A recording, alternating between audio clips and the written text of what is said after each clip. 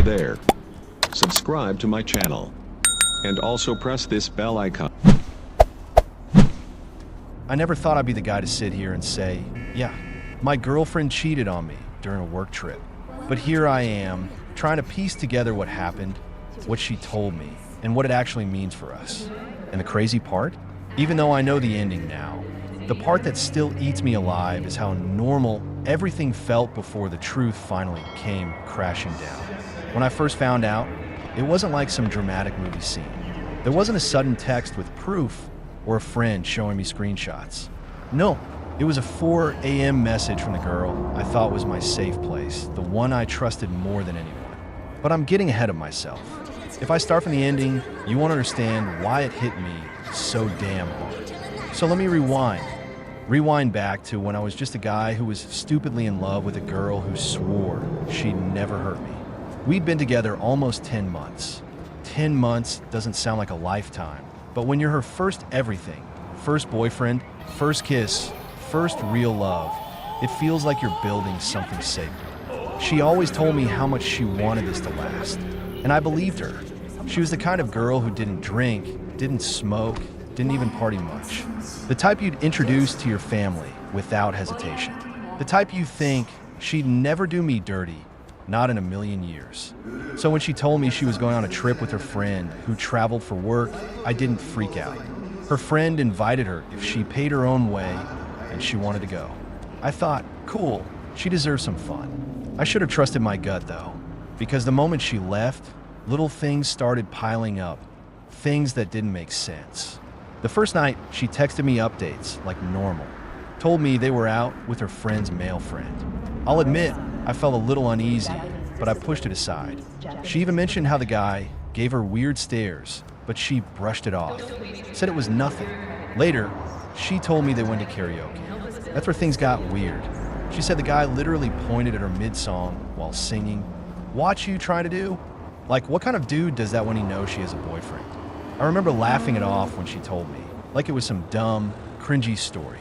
But deep down, I had this uneasy feeling I couldn't shake.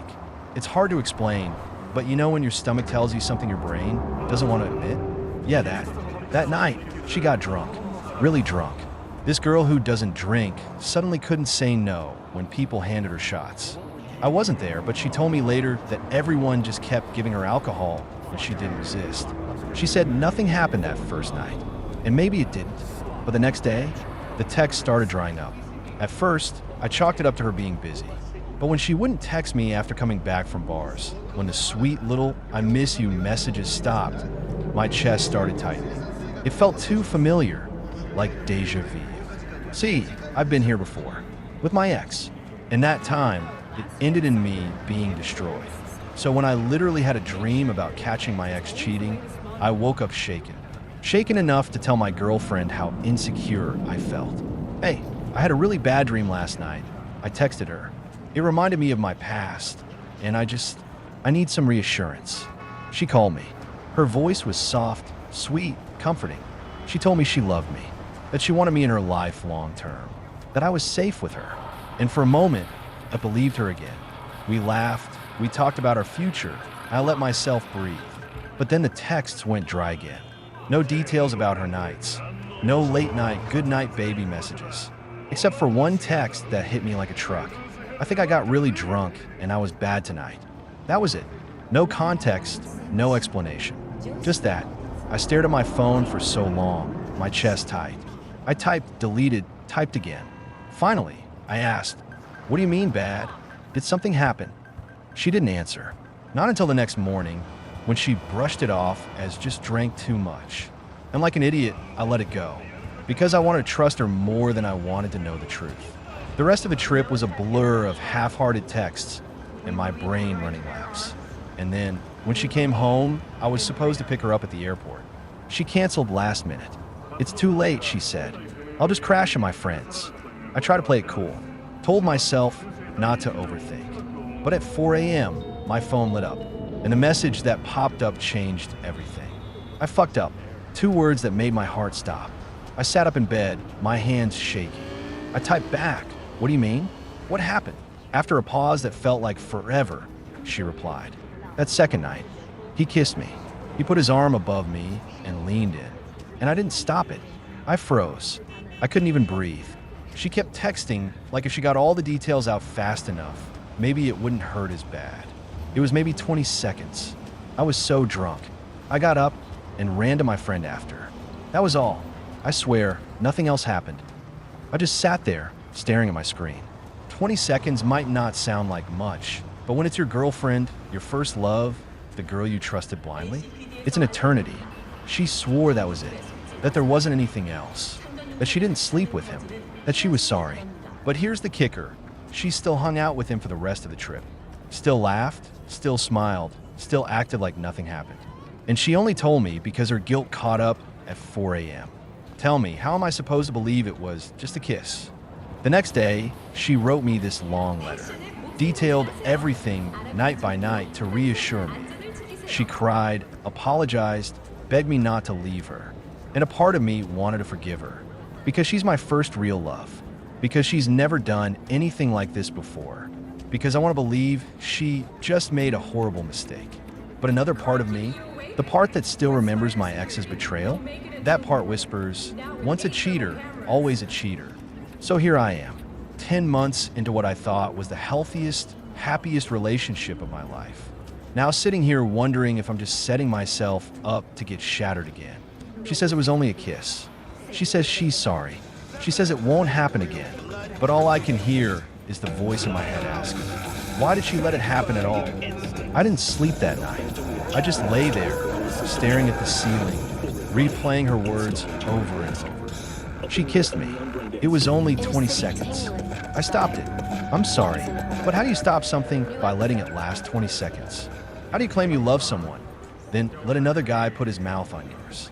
At 7 a.m., I finally called her. She picked up instantly, like she'd been waiting for me. Her voice was shaky.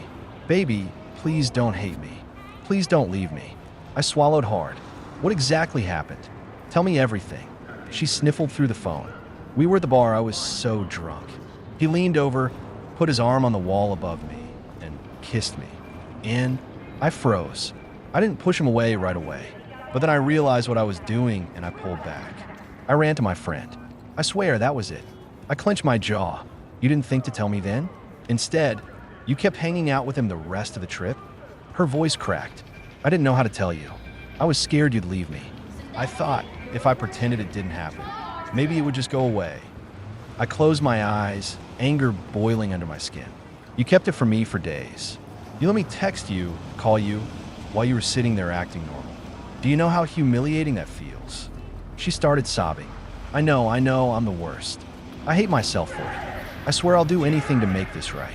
Please don't throw everything away over a stupid mistake. My chest hurt, because 10 months of love doesn't just evaporate. Because I could hear in her voice how scared she was of losing me. But I also couldn't shake the image of her lips on someone else's. Why him? I asked quietly. After everything we built, why would you let him? There was silence on the other end. Finally, she whispered, I don't know. I was drunk, he was there, and I was weak. But it didn't mean anything. It wasn't worth it. You mean so much more to me. That morning, I met up with her. She had dark circles under her eyes, like she hadn't slept either.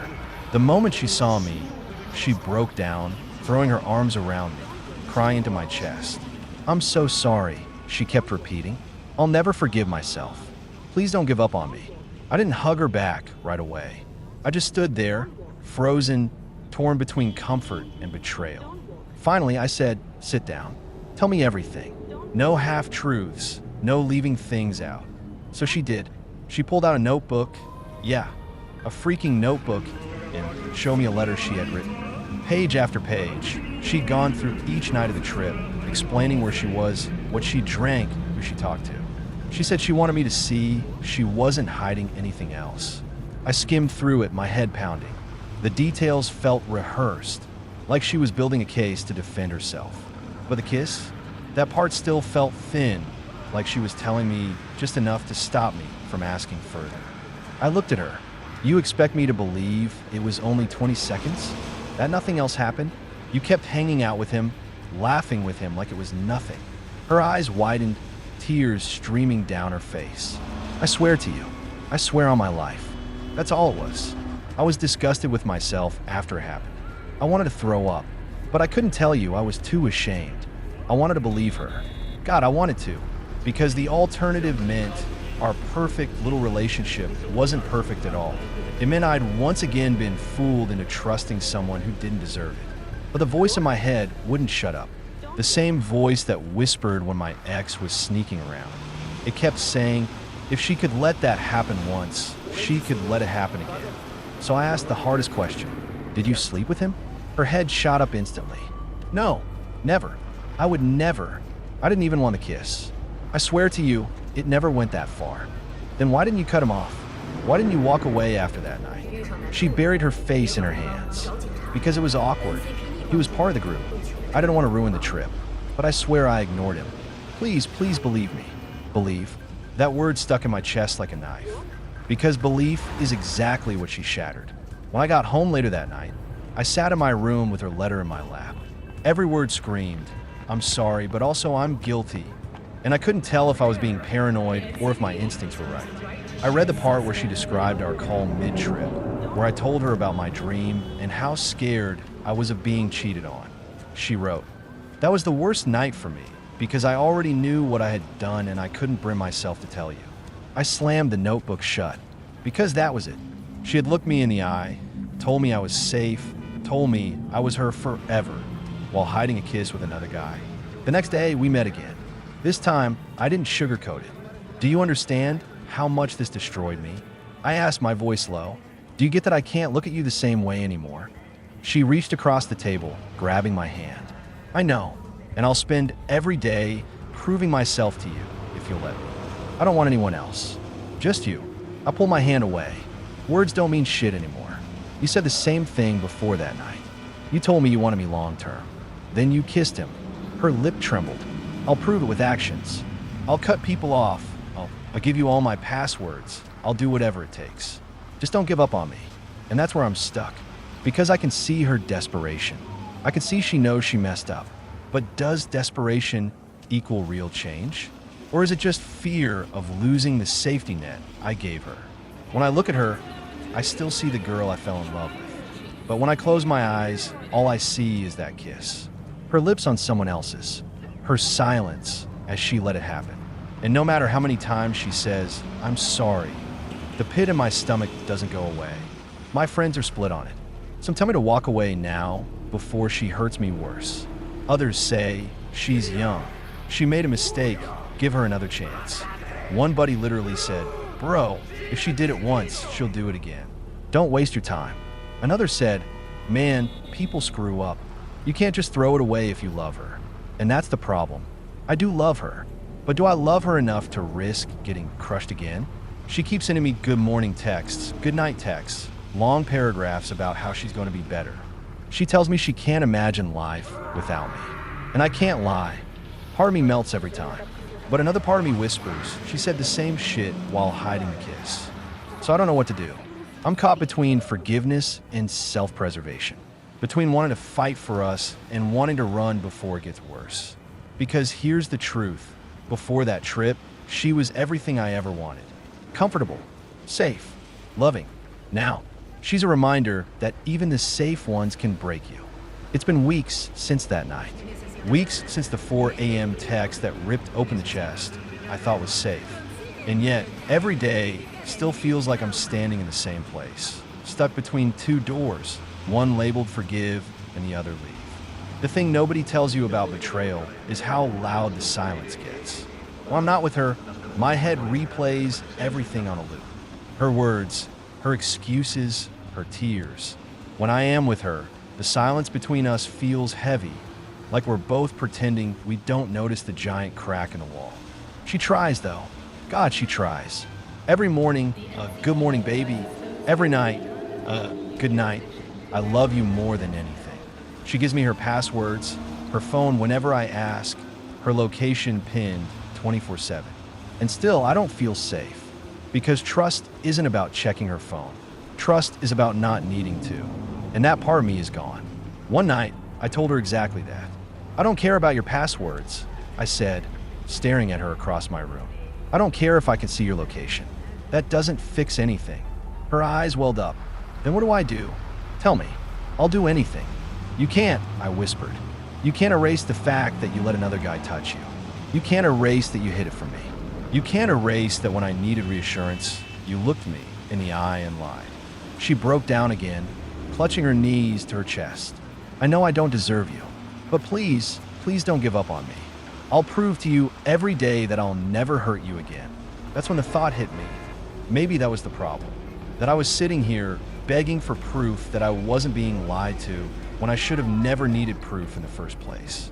The next weekend, we went out together. Just a simple date. Dinner, a walk, holding hands like we used to. To anyone watching us, we probably looked fine. But inside, I was screaming. Every time she smiled at me, I saw her smiling at him. Every time she reached for my hand, I wondered if she thought of how his hand felt. And when she leaned over to kiss me, my body stiffened. Because all I could think was, these lips aren't mine alone anymore. On the way home, I finally said it. Do you think we'll ever get back to how we were before the trip? She was quiet for a long time. Finally, she whispered, I don't know, but I'll do everything I can to try. And that broke me, because she didn't say yes. She didn't say, we will. She said, I don't know. And if she didn't know, how the hell was I supposed to? That night, I laid awake again. I thought about the first time we kissed. The way her whole body shook because she was so nervous. The way she said, I've never felt this safe before. And now she was the one who made me feel unsafe. The irony is cruel. The breaking point came 2 nights later. We were sitting in her car outside my place. She had both hands wrapped around mine, tears rolling down her face. Please don't leave me, she whispered. You're my first everything. I can't imagine life without you. I stared at her hands. Small, soft, trembling. Hands I once thought would never hurt me. And I said the words I never thought I'd say. I love you, but I don't trust you. And without trust, we don't have anything. Her sobbing grew louder. Please, I'll earn it back. Just give me time. Don't throw us away. I shook my head. I'm not throwing us away. You did that the moment you let him kiss you. Silence. Just her tears hitting her jeans. I opened the door and stepped out. She grabbed my arm, desperate. Wait, please don't end this. We can fix it. I turned back, my chest aching like someone was ripping it open. Maybe you can fix yourself, but you can't fix us. Not anymore. And then I walked away. That night I cried. Yeah, I'll admit it. I sat on my bed and let it all pour out. Because love doesn't just vanish, even when it's broken. Because part of me still wanted to run back and hold her and pretend none of it ever happened. But pretending doesn't rebuild trust. And trust is the one thing you can't fake. A week later, she texted me again. A long, desperate paragraph about how much she missed me, how she never stopped loving me, how she was dying without me. I read it, stared at it, and then set my phone down. Because I knew the truth. If I answered, I'd be stuck in the same cycle. Believing words instead of actions. Hoping promises could erase betrayal.